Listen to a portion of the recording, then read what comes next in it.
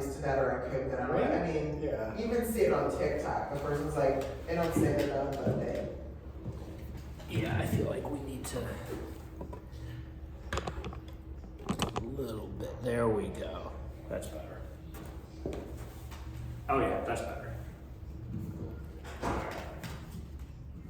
Let's make this a historical fact. Well, hello. Thank you for coming out on a beautiful Sunday afternoon. As always, it's a tremendous pleasure to collaborate and partner with the Potter's House. Andrea, thank you and your team for all you do. We were talking before we started the live stream here that, we're still grappling with the pandemic, and it's just great to be able to do things in person. And of course, we try to record them so we can keep these for posterity. But it's always good to get out, and Dan and I, being Northern Virginia guys, to get into the city. Sometimes we need an excuse, so it's a welcome opportunity. So I always love an opportunity to talk poetry, and boy, do I have the right person for that today. We are here today with Dan Brady, and we're going to talk about his book, Songs in E, this collection. We're probably going to talk about other things he's written, and who knows where we go from there. But let me introduce our guest today. Dan is the author of two poetry collections, Strange Children from 2018 and Subtexts from 2022, along with two poetry chapbooks. He is the longtime poetry editor of Barrelhouse.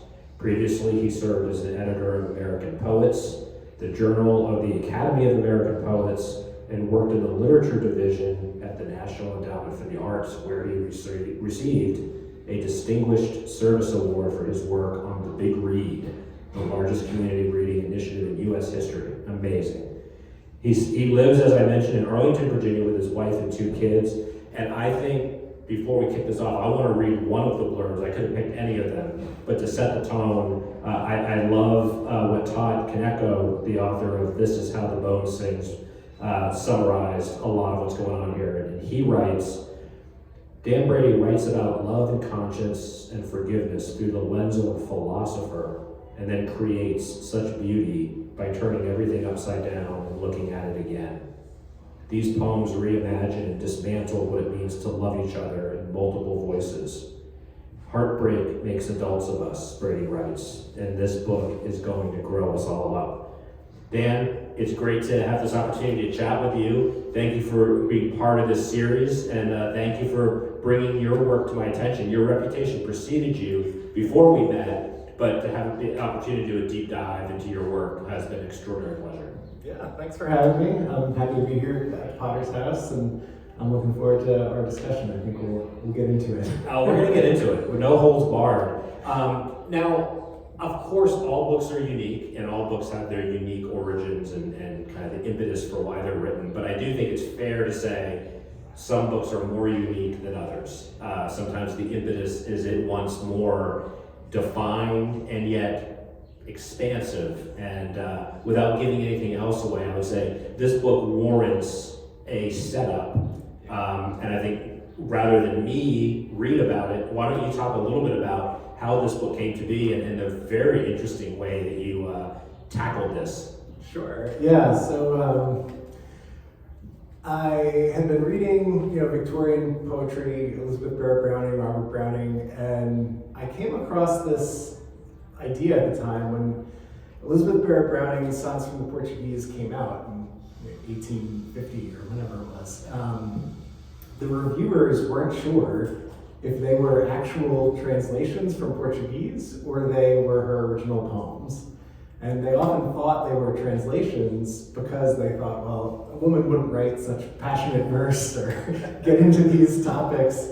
And, of course, they were her own poems. But that idea that translation can create this distance between an author and the work was interesting to me. And at the time that I was doing this, there was, it was early on, this was like early 2000s. So there was no ChatGPT or anything like that, Right. There was like bad online translation software. There was the beginnings of like that search autocomplete kind of stuff. And people were experimenting with that. So I thought, well, what if I take the sonnets from the Portuguese and run it through this horribly unreliable internet software into Portuguese, back into English, and just see what happens. So it was very much like a true experiment. I had no idea what I would get. And I got this huge pile of weird language. It was just like gobbledygook. But I thought, okay, well, I've taken that step. now maybe I should try to rework these into poems and see where they go. Like, will Barrett Browning's poems kind of like come through, or will it be something totally different? And so that's where I started with this, was just this idea of, if you take these sort of well-loved poems, run them through something weird, get a pile of stuff related to it, but not it, what can you do with that material?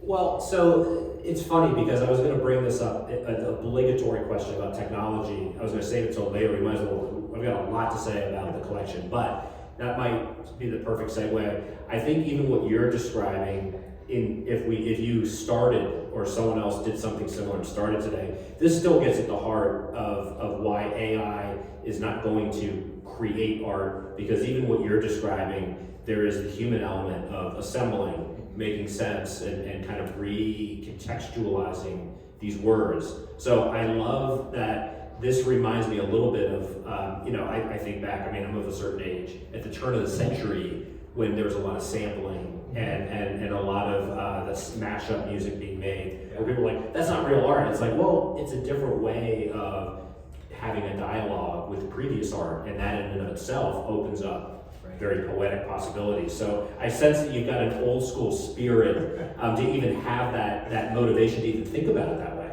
Yeah, I definitely, as I was working on these poems, was thinking about sampling in hip hop or jazz standards, where you're taking a very familiar sound, but you have to make it your own. And if you're just covering it straight, that's not interesting at all. You've got to really internalize it and have it come out as something new that only you could produce. Right. And I think that when you do it with technology, like, I was interested in how the translation software was failing, right? It wasn't translating things properly.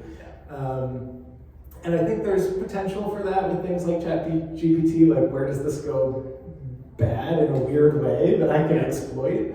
But just asking it to write a poem, like, it's gonna spit out a not very good poem.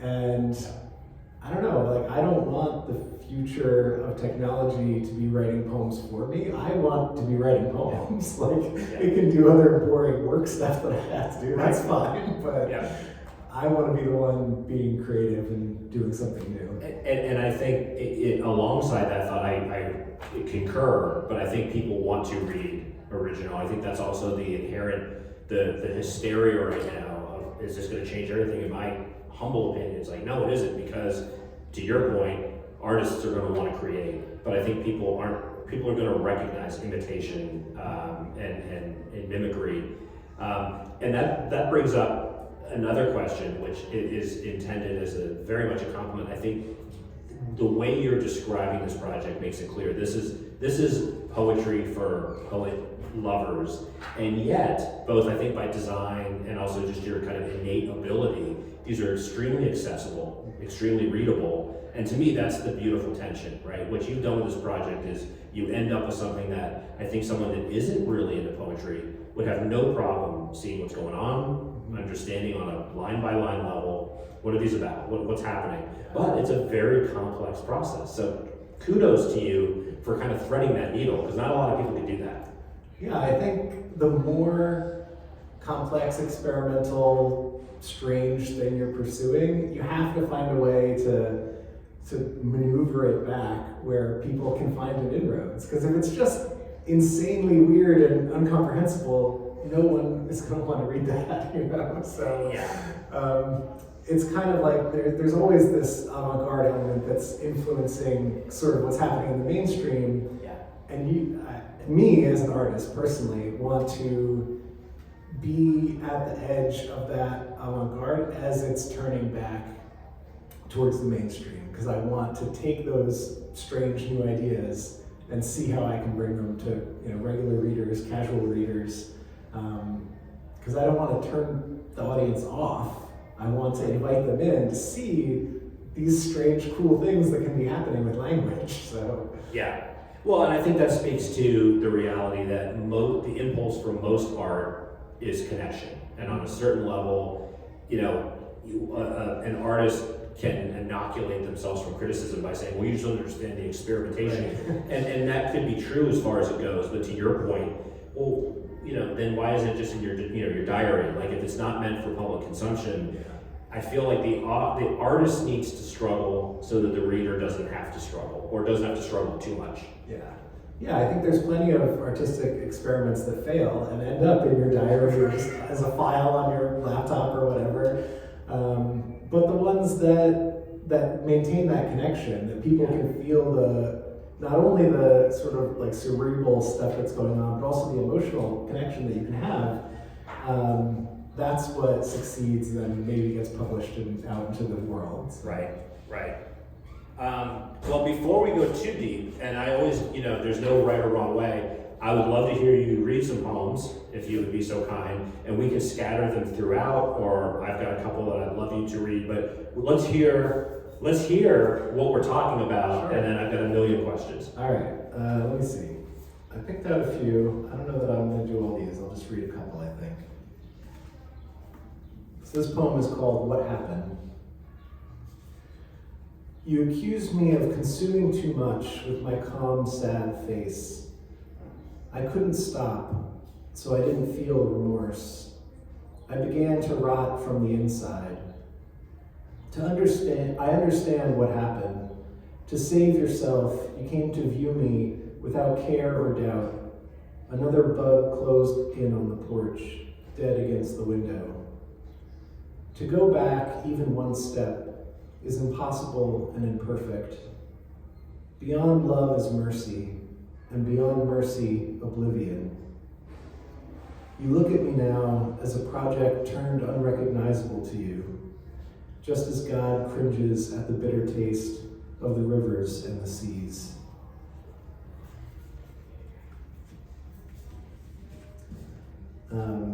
So a lot of these poems, is kind of a narrative that emerged here, which is the main speaker is sort of a aspiring musician, obsessed with being famous, megalomaniac kind of person. And then there's his lover, muse behind the scenes, who kind of goes by E.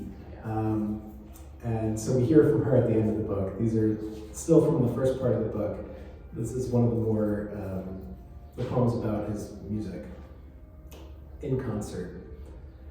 The touch of 1,000 sounds like a God note adjusting itself as it enters your ear, before and after, ascending to the perfect pitch before it hits the general roar of the hurrying world hurrying. You can't hear the thousands spilling their tears, worshiping to the greatest extreme. How much would I pay for the love of 1,000? For a hope to sing, to infuse, or to break the mask and stop singing, to be as quiet as a pine.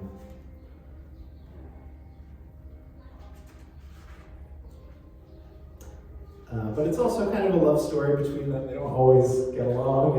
He's not very good to her a lot of the time. But there are some sweet moments in here too. So this poem is called Closing. I never gave a closing to the story of your moved away hair. I never think of it as over. I can measure your hair's length in emotion. In my mind, my hands are still strong and your hair is still soft, every shade of auburn sifted through sunlight. It had slipped through your glasses and clung to your cheek like a tear. The kiss you left closed in my palm is still there, pure, indelible. Well, I'll stop there. There's a couple kind of linguistic things that happen with that translation that I wanted to point out. Yeah. So, he talks about his fans as the thousands, basically. Yeah.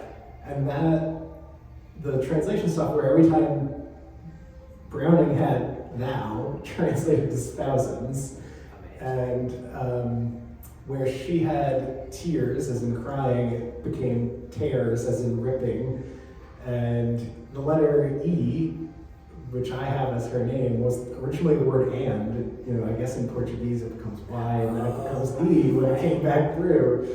So was a whole bunch of like strange things where the software was trying to do it right, but clearly missing a step, Yeah. But that became something I could play with throughout all the poems, and they sort of developed these through lines through the book. So Yeah. Well, so there's nothing writers like more than talking about writing, right? Reading other people's thoughts on writing, and I don't think that there shouldn't be one simple, handy definition. But I think from talking to a lot of writers and thinking about it a lot myself, sometimes the origin of a project, there's the two classic ones that come to mind. The Toni Morrison, if the book doesn't exist, you must write it. Okay, everyone gets that. I think what's harder for people that aren't artists to understand is this notion of a writer creates a problem that only they can fix.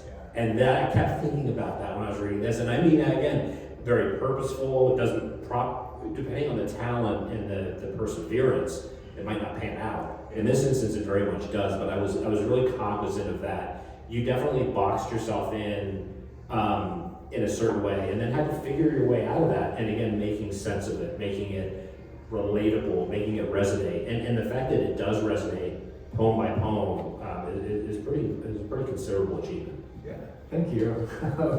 I like to give myself challenges. I find if I am just sitting down to write one day and I'm writing sort of my own voice, it comes out pretty plain and direct, and I have the things that I'm obsessed with that I know I'm going to talk about. Yeah. So the more that I can complicate that process for myself and push me in a different direction, I like to see where it'll go. Can I make it work? And sometimes it does, sometimes it doesn't. But like you said, perseverance is a big part of it. These poems went through so many different versions that until I was happy with where they ended up. But for a long time, because it's a one-to-one relationship with Browning's poems. So it'd either be too close to the original or it'd be not in fitting with the rest, and try to fit them all together and make it work is this sort of clockmaker routine I'm doing. Right. Well, and so obviously I think we would agree, I think most creatives would agree, the finished work has to account for itself and speak and validate its existence.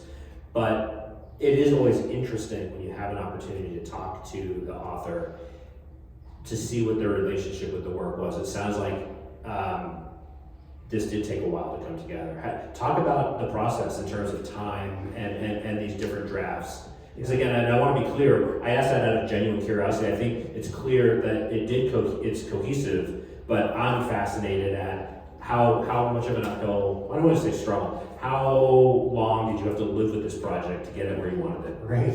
So this is my third book, but it's the first book I started. So it's just probably 15 years. That speaks volume. That answer right there. Yeah. Okay. So the initial process of doing the translations and getting back the mess of words and going through them, that was pretty quick. And I was pretty dedicated to the project. So that was maybe a year or so. And I started sending some poems out and they would get published, and I thought, this is going well. Yeah. But then those tougher poems, to make them work, that took a really long time. And I kind of shelved this for a long time because I wasn't sure what to do with it, if it would come together. Yeah. The other problem is Elizabeth Barrett Browning's Sonnets from the Portuguese is 44 poems, so it's 44 pages long, which isn't really a book-length manuscript. So that's where the second half of the book, which does the same process with a Robert Browning poem, comes in. That built it out to be a full collection. Yeah. But that insight and which Robert Browning poem to use was probably 10 years after I started the project. Wow. And even then, it kept going through different iterations, and for the longest time, the poems were just numbered, just like Browning's, 1, 2, 3, 4, Yeah. And then so I work on this magazine, Barrelhouse, and we do a writer camp in the summer in Pennsylvania. Yeah. So it's just a couple days of you're out at this sort of campsite and all you have to do is write. So I dusted off this manuscript and I was like, I'm gonna sit here and title every single one of these poems right now and just see how it goes. Yeah. And I think that maybe was a turning point that kind of connected things, or it gave it some kind of context that it needed to really hang together as a manuscript. Shortly after that, I sent it out and it, won the prize, the Barclay Prize from Transfer Books, and it became a real thing. So. And first of all, I don't think that was in your biography because you're too modest. But yeah, award-winning collection, well-deserved. Congratulations. And I think in addition to just providing some beautiful context that we wouldn't have if we weren't talking, which I appreciate, I think that's there's so much in what you just said about the process. Trusting your instincts, letting the work breathe if it needs to, having self-imposed deadlines to kind of ensure that our innate laziness and tendency to procrastinate doesn't overtake, but the tremendous persistence and faith in the work that you had, I think certainly in the end result, it reads like it was organic, but of course knowing it wasn't, it certainly makes me appreciate it more. Yeah, I think you have to believe in the work that you're doing if you're gonna find success. And I thought this was a cool project. I certainly had my doubts at times when it wasn't going well and it would get rejected or, but I don't know, it felt like something that I could do, I didn't think this was a project that another poet would take on. It was specific to my interests and my, I think the way I think about language is more material, so it appealed to me that way. So sticking with it just seemed like this is a problem I've set for myself to solve, and I think I can do it. So yeah, and look, I didn't intend to ask this, but I think that I am obliged to point out, and maybe it's the algorithms that I've somehow cultivated, but I don't think so. I think reading about writing, especially with an eye toward the market, and let me be clear, this is good, I think it's necessary, but the majority of things I read, whether it's from other writers or just the stuff that's filtering out there in social, is all about market-driven work and how to succeed. And we all need that, and it's always welcome. But what doesn't get talked about enough, because I think either it seems ethereal or pretentious, or it's frightening, frankly, is this notion of, hey, love the work you're doing, believe in it, and if it's meant to be, it will happen, but what is it worth even if you are successful and you don't believe in what you're doing, or you spent that much time on something that you felt you had to compromise to get to market? I just think there's a lot of stories in there, and I have to talk about that because it's so refreshing to talk with another writer that clearly walks that walk. I'm not saying that's the path everyone should take, but when we talk about tortured or unhappy artists, some of that flows from the responsibility the artist has to take to do stuff that's meaningful to them. Yeah, I think in poetry we're maybe lucky that the market is not as big of a factor. You're a little under the radar and can do whatever you want to do. And not every poem you write is going to be fit for publication. Like maybe it's just something you share with your friends. Maybe it's something you're writing for yourself. Maybe you want to figure out how to get better at similes, so you're focused on writing poems with similes for a while. There's all kinds of reasons to write poems that are not to be published. Sure. But if, like you said, the time commitment for a book-length project is substantial. So you have to kind of, if you want to go that route, you need to really feel it inside yourself that you need to complete this project. Yeah. And there's so much of publishing that's out of your control. Who knows if something's ever going to get picked up or not?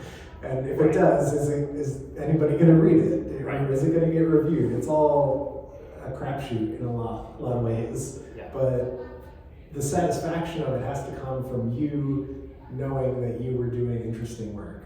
Then it was interesting for yourself, so it wasn't wasted time, even if nothing external happens with it. Yeah, and just to put a cherry on the sundae, I'm I'm saying, or I'm suggesting that once the work is done to the writer's satisfaction, of course, any and all marketing and insight and consideration to how to get the work out there and give it its best chance, absolutely. But when that's the first consideration for a younger, aspiring writer, I think that from the get-go, they're being set on a misleading path in terms of what are you going to get out of this effort and industry. Yeah, I think in some ways you have to be your first fan, like you have to start writing it for yourself, to entertain yourself or to explore some new skill. And then eventually, maybe people like what you're doing. That part comes much later. You Right. can't start building a fan base or a following without having written anything. You got to do that part of the work first.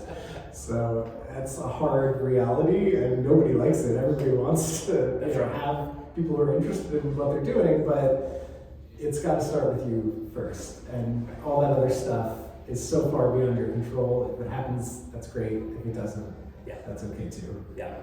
And we're talking about work that endures too. I don't want to go too far down that kind of cynical rabbit hole, but the notion of, let's say, a literary agent, the first question being, what's your social following? As opposed to, what have you written and published? Kind of gives the game away. But, it is what it is. I'm not going to get this right, but there's a great Gregory Orr poem where he says something like, this poem or these words have been waiting here, sometimes for centuries, to find someone who needs them, to protect them against despair.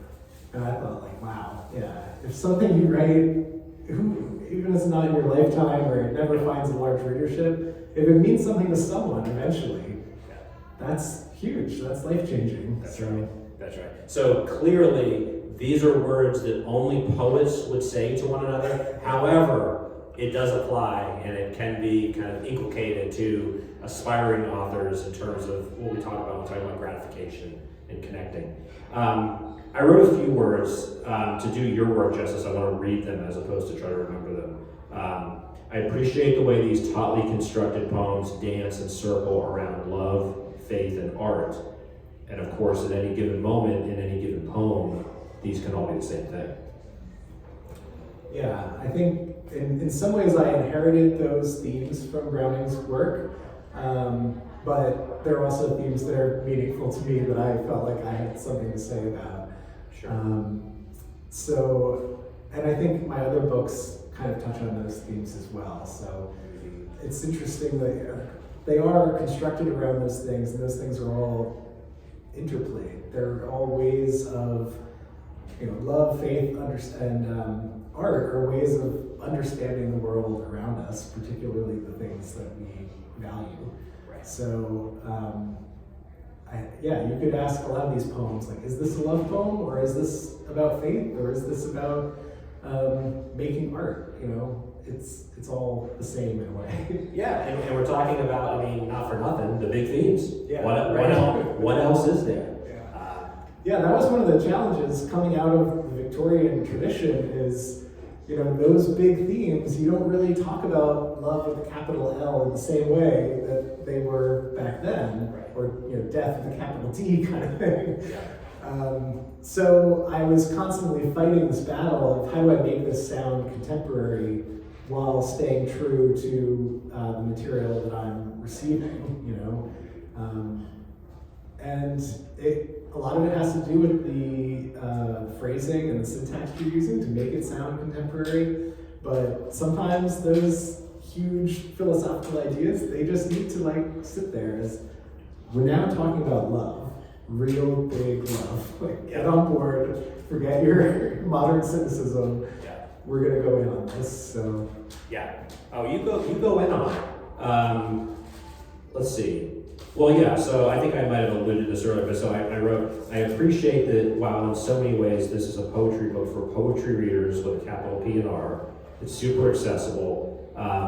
It embraces the idea that poetry is about love while turning that whole notion on its head, and it becomes increasingly transparent yet layered. Put another way, as I said earlier, these poems can be enjoyed on a first reading level, but those who have written can recognize what's really happening. Yeah, I wanted to reward rereading. Like if you take these poems and compare them to Browning's poems, you'll see little ghost phrases and shades of what was there before. And often the context is completely different, or things have changed a lot, but you can match up where those connections are. And I also saved the end of the book. You hear from E directly, the woman who's been addressed this whole time. And I wanted to kind of save that for the end so that you could go back and look at those previous poems in a new light once you have her side of the story. Yeah, and I mean, speaking of art that endures, what we're talking about is work that rewards, if not necessitates, a second and third reading. I think that's also just a signal of achievement that there is work that's made that serves its purpose, that is intended to be consumed and disposed, kind of like literary fast food. And then there's the work that, again, and I guess I want to emphasize what I really admire about this work, Dan, is you have done it so that someone that is going to take a less deep dive can do so and be completely satisfied and nourished.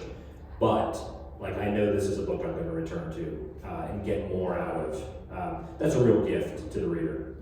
Yeah, I mean, I feel like that's the goal of most artists, right? You want to create something that at first blush is entertaining and interesting and emotionally connective, but then years later you think about and return to. So I'm glad you feel like it accomplished that. I do. So I've also got a poetry editor here. I'd be remiss to not kind of get your take on a few things. While I was preparing and kind of ruminating and thinking selfishly, what do I want to ask a poetry editor who's read manuscripts and had to accept and reject? Feel free to not agree with this at all, but very generally, I feel like late 90s into the early aughts, we had an explosion of kind of a memoir renaissance. And then there was kind of as the internet became normal, short stories, I felt, sort of got a new life. But I feel like poetry is kind of having a moment right now. And I think there's a lot of reasons for it. One, it's very welcome.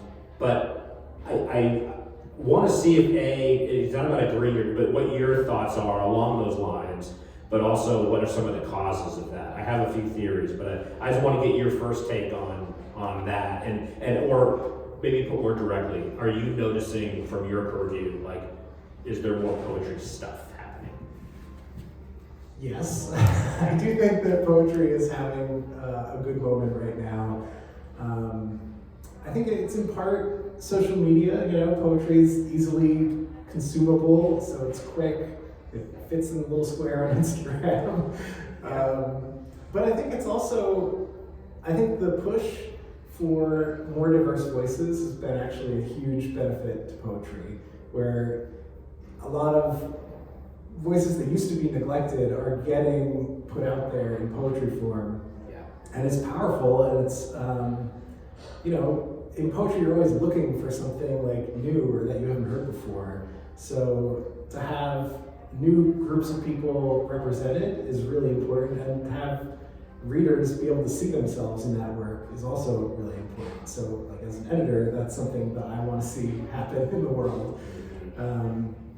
But I think also just there's been a lot of great, I don't know if you call it leadership. It's, like Ada Limon is the poet laureate, is amazing. Yes. Amanda Gordon's poem that kind of like set the world on fire after the inauguration. Yeah. I want to say leadership, but there's people at the top of poetry right now who are doing a lot of work to make sure that people are finding out about poetry, they understand what the value of it is, what kind of connection it can provide, and lifting up voices that might not make it into the mainstream otherwise. Yeah. So, I feel like all things go right now for poetry. Right on. Well, and I think, there's a lot to unpack in that part of the discussion, but I think one of the things that's really good is when all of us bemoan, the glut of, or the surplus of content, like the good, the bad, the ugly of the internet. The fact that a form like poetry can and does thrive is itself a story worth celebrating. But I think while I was kind of ruminating on this, like, the very welcome development of streaming services has enabled writing to reach, you read about like The Sopranos and The Wire and Succession, and that's literature, and it's a way that some of the writers maybe as opposed to writing a novel are understanding I can reach a more contemporary or wide audience, more diverse audience through this medium. I feel poetry isn't impacted by that negatively, but also again can thrive in this, as you put it perfectly, like it fits on Instagram. It's even though poems can live with you and resonate and require rereading, you can get in and out in a minute. Yeah, and I think poetry that lends itself to more universal themes that are people widely can connect with, like Maggie Smith's Good Bones poem. Went wild on the internet. I feel like everybody's read that poem, and rightfully so. It's an amazing poem. It speaks to our world and the way a lot of us feel. So you can do that in other medium. You can have a novel or a movie that does that, but it's not going to be like you just stumble upon it in the same way that you can stumble upon poetry, or it can be put in front of you. You can read it and immediately fall in love with it. So I think that's the shortened form is a real benefit for poetry. Yeah, and it's a way to engage.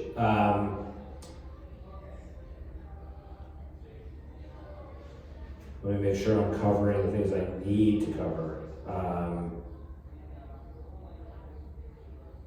Well, I guess we talked a little bit, but I kind of asked the question and maybe answered it, but I'd be curious, is a process with AI and ChatGPT, and just how technology is always getting better and easier to use, would you consider a project like this again, or how would it be different?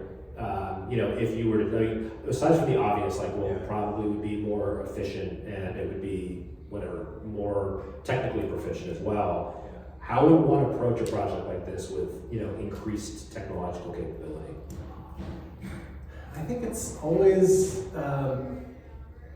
like I said, always about finding what doesn't work with the technology. Yeah. I can't remember the author's name. Maybe you know.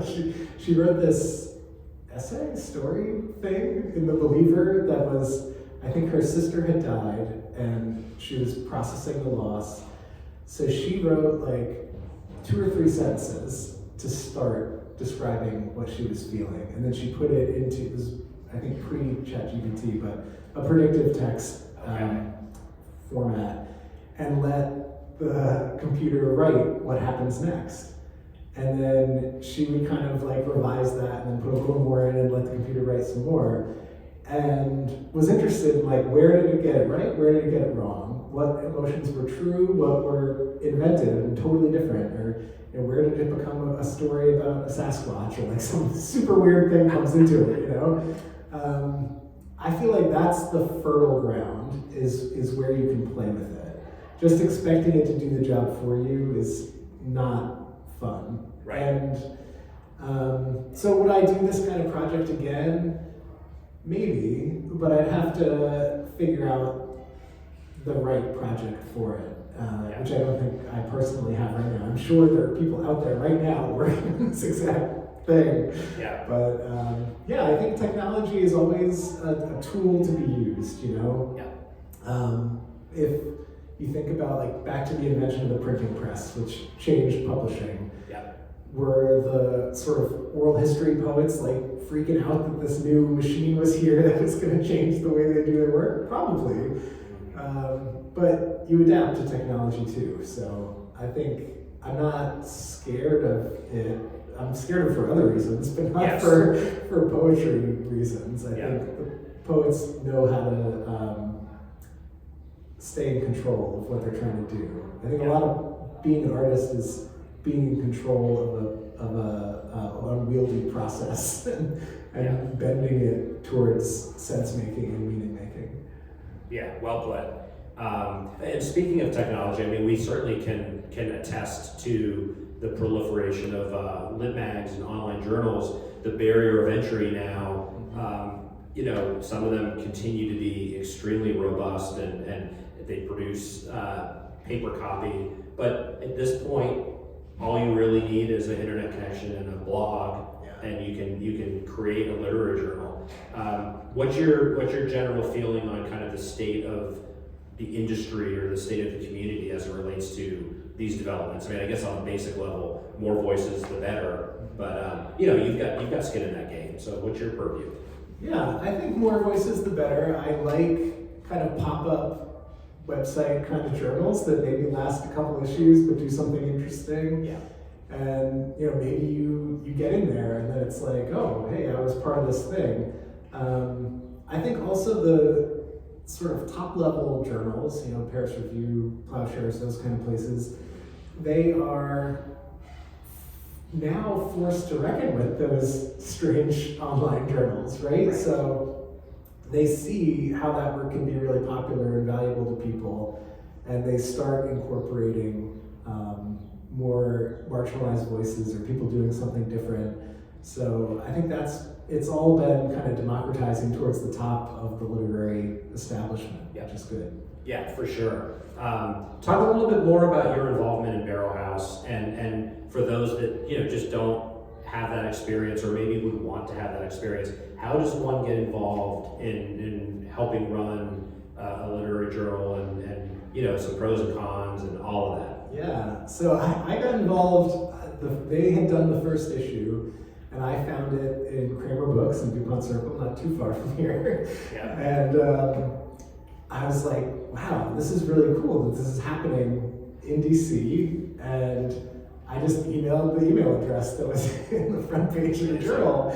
And I was like, hey, I was doing a grad program in arts management at George Mason at the time. So I was like, I'm interested in how arts organizations work. Maybe I can help you set up marketing or fundraising or whatever you need. I'm also a poet, so I could help on that front. And so, we just met up for drinks and hit it off, and that was it. I've been doing it for the next 20 years after that. But I think that kind of, oddly, that personal meeting was very important to have a connection with people, because you work closely on these things and you have opinions about the work that goes in the magazine because it's a reflection on you. So you want to work with people you trust. Yeah. And it's been a blast. I think everybody should at least try working for a literary magazine for a little while. Just read for 3 months or something, and you'll see the trends of, okay, everyone seems to be writing about this, or all these poems are making this mistake, and then you can apply that to your own work. You don't want to be writing about what everybody else is writing about. That's right. Here's how to avoid those mistakes. So it's hugely instructive as a writer, but you also get exposed to so many different writers doing different things, and then you make connections with them, and it helps you way down the line. There's folks who we published way back when who now are doing amazing things, winning huge prizes. And Ada Limon was published in issue 4 of Barrelhouse. So those connections last for you, and they're real connections because you're in it together. For sure. I love that. I do want to highlight something you said. Folks, notice Dan said you don't want to be writing when everyone else is writing. There's such a fine line between being aware of current conversation, current trends and events, but finding that unique voice and unique take on it. I have to say, reading so much about how the industry, you have to put in quotes, the industry works is this notion of, at least in fiction, it's always chasing a trend that by the time the book's written, that trend's already going to be a year or two old. So kind of this self-defeating circle that runs in. But where I'm going with that is I'd love to hear your take also, and to bring us full circle, just in case everyone thought I was Mr. Art for art's sake. I think when we're talking about our own work and putting it out in the world, there's kind of this delicate touch and this humility. But when you're working on a project like Barrelhouse, or I'll speak for 1455 and the programming we do, you want to give it its best fighting chance to compete for those eyeballs, especially when it's worthy, like Barrelhouse. Talk a little bit about the shift in kind of the imperative of having to have your game face on and not being able to afford to be aloof to technology and the marketplace because you're putting something in the world that why put all that effort in if you're not going to find an audience? Yeah, I think if you're the editor or organizer of something, you immediately feel a responsibility to the people you're publishing, you know? Right. They're trusting you with their work, and they're relying on you to help them get it out there. And there's a lot of lament about presses not doing a great job with marketing and stuff like that, and nobody has the budget for anything. And that's true universally, like even the big presses don't do a huge push for a lot of things. But on the small press side of things, you feel that responsibility and you're like, I've got to do everything I can do to get this book into people's hands. So you're helping the author set up events, you're sending out review copies, you're pitching interviews and stories based around the book, and you live with that book through the production cycle and marketing for a year and a half, 2 years sometimes.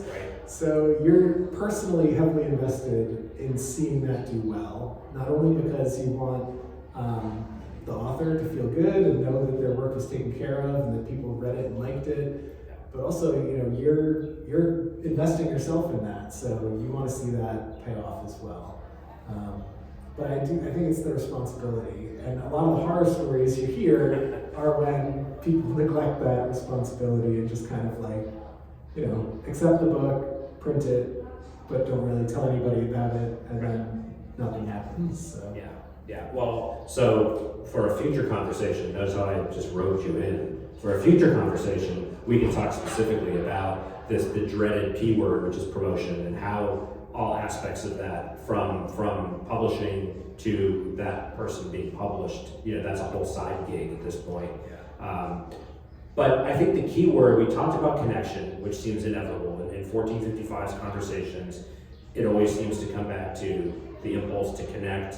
But I haven't asked you specifically, although pretty much every answer you've given, not surprisingly, addresses the larger notion. But talk a little bit about community and how that is important, both as an artist and someone that advocates for the arts, what we're doing for the community and the communities that we try to build. Yeah, to me, community underlies every part of it.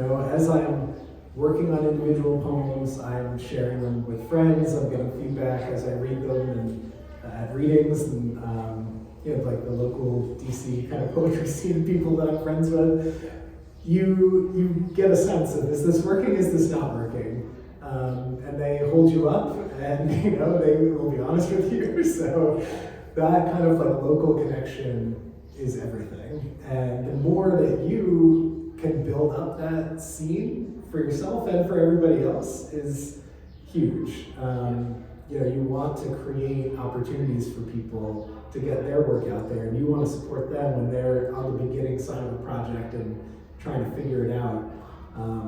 And all of that stuff pays dividends and creates relationships that last forever, even after they move away. Then maybe you eventually have a book out and you can go see them in Chicago and do a reading. And so the community is so much more valuable than any of that marketing stuff, because the community part of it actually gets the book out to people who will read it and care. So you really have to nurture that, and it's hard to do that in an online-only way. I think online is great. I think you can meet lots of writers on Twitter, but to me, the most valuable connections are the in-person connections and the local connections. Even if that person's not like a big name writer, they're just somebody in my zip code who also writes. We're like immediately friends, right? So those kind of connections are the most important to me. And I think without community, none of it happens. No readings happen, nothing gets published. You're probably not writing because you don't have a sense that someone will care. Yeah, here, and I mean, PSA, I've said this before, it gives me an opportunity to repeat it. I think, again, for any aspiring or frustrated writer, look, it's a solitary process, fraught with rejection, fraught with setbacks. One way to get out of your own head, one way to redeem even the worst writing and the worst situation is lifting up other writers. And so for very selfish reasons, be involved in your literary community because it pays dividends, like Dan just articulated, and it goes way beyond that particular moment because you never know how that's going to resonate. Dan, I'm completely satisfied, but I think we shortchanged you in the poetry reading. If you want to leave us with a few more, I certainly would be a big fan of that. Sure. I think what I'm going to do is actually read the last poem in the book, which is from E's perspective. So Perfect. it's a little longer, but it goes pretty fast. So it's called E's Song. So this basically takes place after the musician speaker from the first part has died, and I guess it's kind of come out that he had this lover in his background the whole time. So now she's finally addressing things. There they are, the thousands, naming me their favorites among his best work. He made a century of silver-tongued songs sung in a whisper when he wasn't drawing women to his side for the whole world to see. But there was another song, whisper sung too softly for any to hear but me. I loved him all my life long, from the pillow beside him in those most quiet moments. His true glory was beyond what the world saw. Painted on his soul was the soul of a poet. He kept a notebook of their names, the thousands, and the places in his breast pocket. She in Palo Alto, and she Chicago. She visiting Florence in a vision. She who he left with lilies in the Louvre, seen by everyone. And I, unlisted, seen by none. You can read this volume online, stored as a treasure book of conquests, and love it. Everyone does. Which ones screamed and which ones cried. The world and the thousands write, wow, what a treasure. But the rare things, the unknown, the barely noticed, the things of true value disappear. Once, prepared to paint an angel, I asked, who please? He whispered, you, E. While he mused and hummed, I remade myself in hot ink tattooed on his left hand. The needle bit into the flesh of the living man like paper. Release him. Let the bastard go, they told me. He loved me well because he hated. Hatred cannot hinder love, only take advantage. I stopped my angel painting without adding eyes. He would rather see this angel painted by tenderness. You've seen this image on the internet while he mused about love with his soft mouth. Important people bear his loss forever. This, there is no artist alive and in love who does not wish once and once only, and for only one, fit and fair and simple and sufficient. Yet all artists living, loving, renounce this love, to write songs of new women, to take on the sorrow of the artist and lose the joy of man. Offered a drink in a live crowd, even he for a moment becomes mortal. While it hurts as I can remember, he wrote those songs before such danger. When they got up and ridiculed, when they drank and made fun, when they wiped their mouths from their foul words, play it for the thanks of those whose old memories know the real triumph. Realization lacks grace, and then the pressure of a sequel. Drought is better. The crowds were emphatic one way or another, split, bright, arms crossed tight, but never dare a man to postpone profit. Does he love 1,000 faces? Let me count them and know. From the white wife in Jethro to the Slavs and the Ethiopian girls, they were but camels with scarce water supply, meant to save his own life in the desert between us. I should never in the remaining years watch the videos. His music expresses all of him, and here from my fingertips, this verse alone allows me life. I have nothing more to give the thousands. All gifts, all times, are each one's own. However, the beauty we remember can also be shadows well played. Take these lines looking for love and almost finding it. Lines I write for the first time and the last time. The way he smoothed my hair with his liberal hand now cramps my spirit. crowds me into myself. It is a strange art, but a known art, one that blows through bronze and can breathe through silver, the serenade of a man that lulls you to sleep.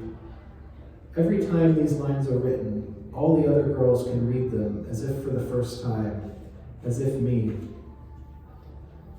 I love seeing him bring together all the men and women, alive or dead or made up in fantasy. Poetry is speaking with your entire mouth.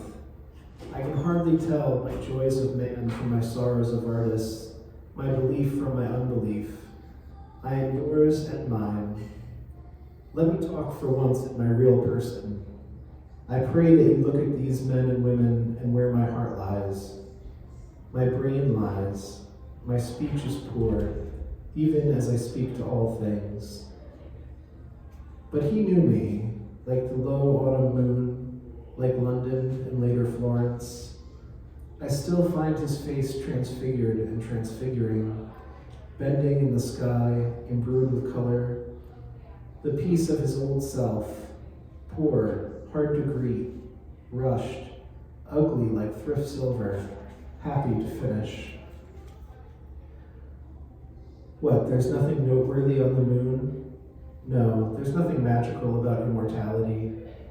Think of the wonder of being mortal, being moonstruck when a woman turns around slow like an iceberg, turning against the backdrop of the sky. The hunger that can fill your mouth with huge teeth of shattered crystals. The heavens that can shine within stone.